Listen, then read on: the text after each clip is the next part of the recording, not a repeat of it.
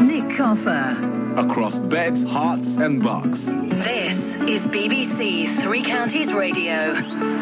You know how much I love meeting interesting people with great stories. Here's another one. Former model Tali Corran is going to be singing in Milton Keynes this weekend at two events around International Peace Day. She was born and brought up in Israel from a very diverse family. She's passionate about bringing communities together, and this work actually resulted in her being awarded Ambassador for Peace status by the House of Lords. She's got lots of links with Milton Keynes as well. Quite a bittersweet link as well, because your now late husband Simon Edwards, he was the psychologist. He was a sports psychologist. He worked with Dele Alli, didn't he? And Robbo.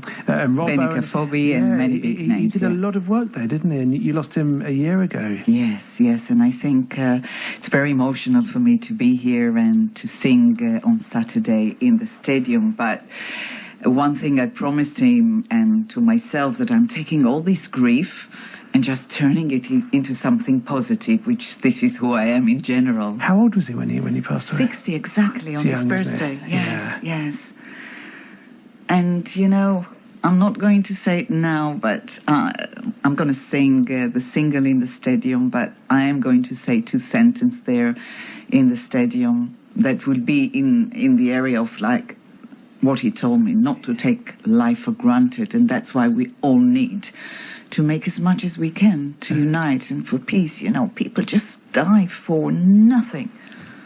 So that's... You also have close links. You had a winner from Shani, didn't you? Shani Brooke, who in your poetry competition that then became a song for you. How did that come about? Yeah, so when I was sitting actually at the Royal Free Hospital for 4 years, I just created this national school poetry competition, and I encourage children to express what they feel and think about peace in the format of poetry.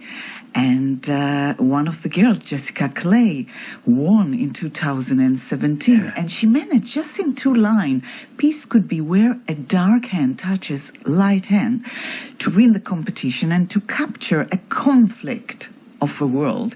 And she's going to be there. She's going to be in the stadium. Fantastic. And also at the events that I'm doing for the mayor tomorrow at St. Edward's Church. And this is to also celebrate International Peace Day and also fundraising to the mayor. There was problems with tickets, so everyone can just come and donate, because I want to make the community join together for this weekend. You're obviously very passionate about integration and about peace, and this is not a programme where I ever get political. It's not what we do. We do that elsewhere on the programme. However, it is such an interesting question, isn't it? That when you talk to people like yourself, who was born and brought up in Israel, you had diverse nationalities in your family, and we hear so much about Israel and Palestine and the area.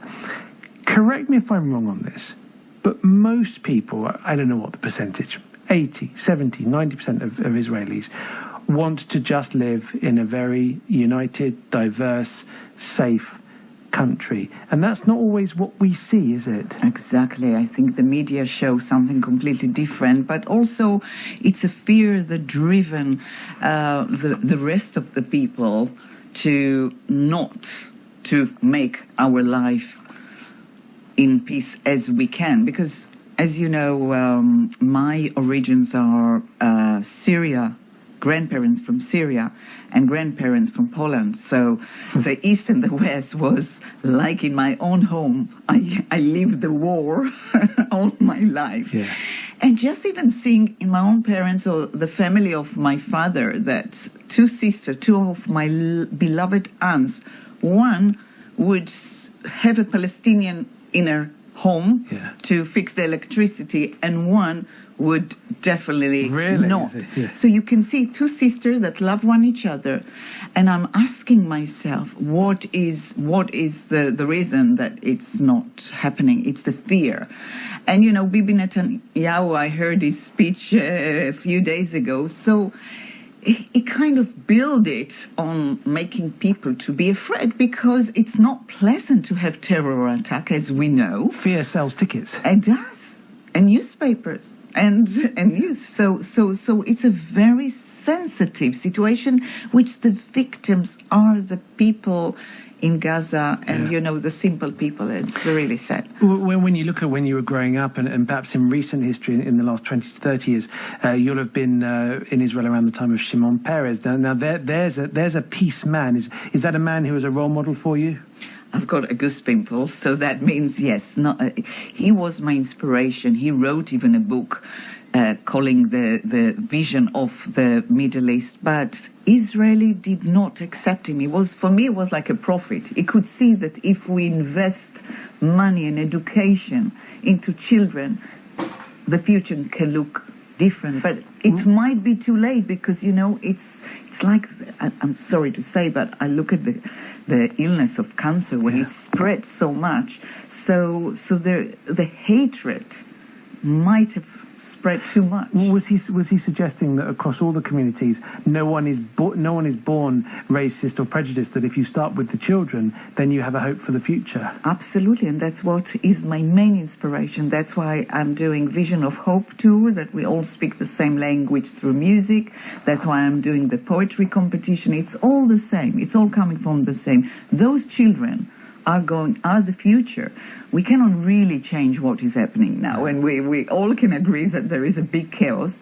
My duty is to focus on bridging.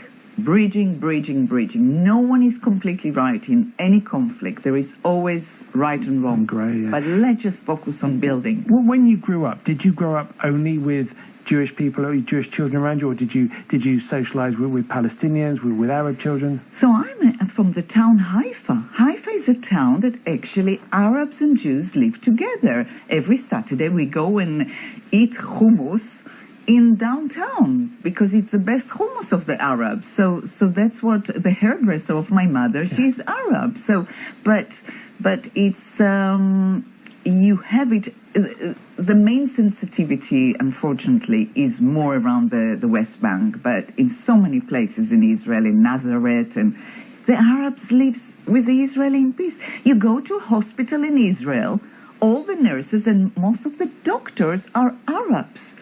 And I didn't know it so well, only when I started to be passionate about the work that I'm doing here. And I was by chance in hospital in one of my visits to Israel. So I was so pleased to see that actually the Arabs are very dominant in Israel. They live in peace. There is just very sad sensitivity that create a lot of chaos in the world. Also, I remember seeing on a report on one of the newses fairly recently about how many Jews and Arabs are in business together. That actually you have totally diverse businesses run on trust and mutual ethics and values. And again, it's perhaps something we don't hear about. 100%. There is businesses together, and most of the people that's, as I said, not only doctors, if you call for receptionists or so many hotels, you have Arabs working with Israelis, living together in peace. It's only certain places that we know are sensitive. I have to say that my best friend in London is from Lebanon, not Jewish. She helped me in the last 4 or 5 years more than anyone else, more than the Israelis. You know, I called her in the middle of the night crying. She would come and help me. So we are so similar with the food, with the mentality, with the passion. You're such a peace-oriented woman, and here you are in a country which, it is fair to say, there has been an upsurge in anti-Semitism. We've seen this, we've experienced it, we've heard it. Are you finding, as an Israeli in this country, that it's affecting you, or is it just not? It's just going over your head. You're not seeing it. Not at all. Really? I'm, as you said, I'm a person that represent peace. I always feel positive. I never attracted any negative, because I think if you focus on that negativity, you'll get more of this. I'm focusing on what we have. I feel loved by Muslims, Christians, and that's what I focus, and that's what I want to build bigger and bigger with Vision of Hope. So that's and this is why you were bestowed the award of being an ambassador for peace by the House of Lords. Yes, I had the Palestinians, Iranians, and Israelis on one stage in a church I created. That was my first event before I created Vision of Hope. And it was a big privilege for me and honored, and I'm so happy that Simon, my husband, was able to see. He was able to see me in the House of Law with the Archbishop of York, actually, in my event, and became a patron of this competition. She's 15 now, but 2 years ago, Jessica Clay from Shenley Brook School in Milton Keynes wrote a poem as part of the National Schools Poetry competition that Tally founded.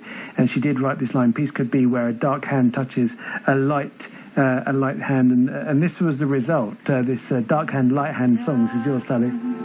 Touches a light hand.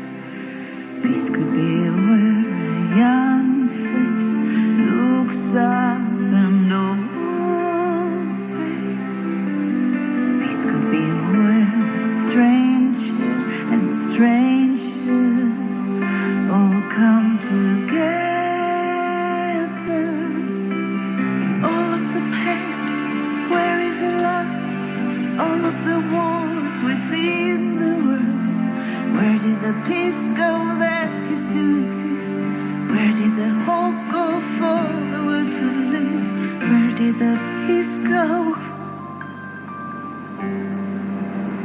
Peace could be where a rich man helping. There's a bit of Marianne Faithfull in your voice, isn't there, Tally? Has anyone said that to you?